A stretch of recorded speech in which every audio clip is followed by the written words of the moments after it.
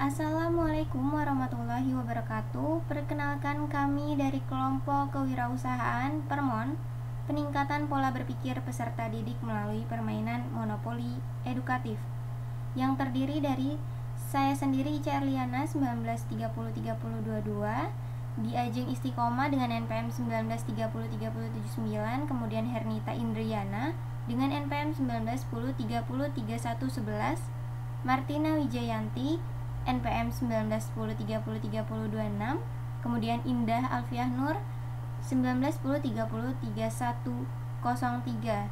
Nah, PowerPoint ini dibuat untuk memenuhi tugas mata kuliah kewirausahaan dalam memenuhi proposal kewirausahaan. Baik. Kemudian tugas ini diampu oleh Pak Singgi. Nah, yang pertama ini kita akan membahas mengenai ringkasan. Permon merupakan suatu permainan monopoli yang telah dimodifikasi peraturannya serta ditambahkan pertanyaan yang harus dijawab kepada siswa atau pemainnya selama mengikuti kegiatan belajar menggunakan media permainan monopoli dengan topik flora dan fauna. Nah, ini ringkasannya ya, teman-teman. Kemudian ini adalah dalam bentuk sajian materi untuk peserta didik yang duduk di bangku TK, SD maupun SMP. Nah, kemudian sumber daya pendukungnya yang terlibat yaitu seluruh kalangan atau pemerhati pendidikan yang memiliki kepedulian terhadap kualitas pola berpikir peserta didik dari jenjang pertama hingga menengah. Kemudian peluangnya. Nah, peluangnya itu sangat banyak sekali ya, karena produk Permon ini merupakan solusi yang sangat tepat untuk mengatasi permasalahan yang ada. Permainan monopoli ini merupakan suatu permainan yang banyak digemari oleh anak-anak termasuk usia TK maupun SD. Nah, karena kita mengambil flora dan fauna, maka dapat dianalogikan sebagai kota atau negara yang disajikan dengan dua bahasa, yaitu bahasa Inggris dan bahasa Indonesia. Nah, para pemain monopoli harus bersaing untuk melakukan transaksi kombinasi, yaitu menyewakan, membeli, dan menjawab pertanyaannya. Nah, di sini kita akan melakukan modifikasi sedikit berdasarkan hasil survei yang ada, gitu, teman-teman. Kemudian selanjutnya ada target pasar. Menurut segmentasi konsumen akan dikelompokkan berdasarkan kategori jangka pendek dan jangka panjang.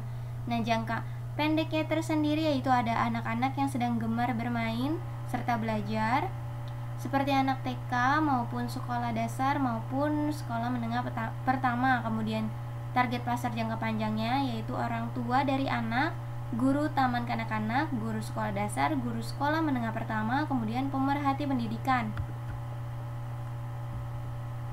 Nah, dalam rancangan ini akan diperhitungkan sampai detail yang paling kecil sehingga akan memudahkan dalam pengontrolan jalannya usaha maupun efisiensi usaha.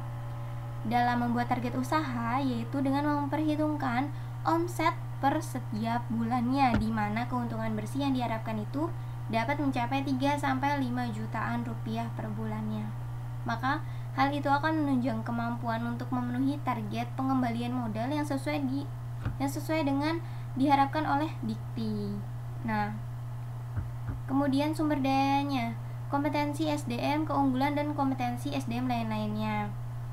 Yang pertama ada keahlian dalam bidang produksi, keahlian dalam bidang pemasaran, keahlian dalam bidang desain terutama desain grafis, keahlian dalam bidang keuangan dan administrasi. Kemudian ini ada analisis kebutuhan dan pengembangan, kemudian rencana pemenuhan kebutuhan dan SDM. Bisa dibaca sendiri ya teman-teman, sesuai dengan jabatan dan jumlah kebutuhannya. Kemudian keterampilan khusus apa yang harus dipenuhi.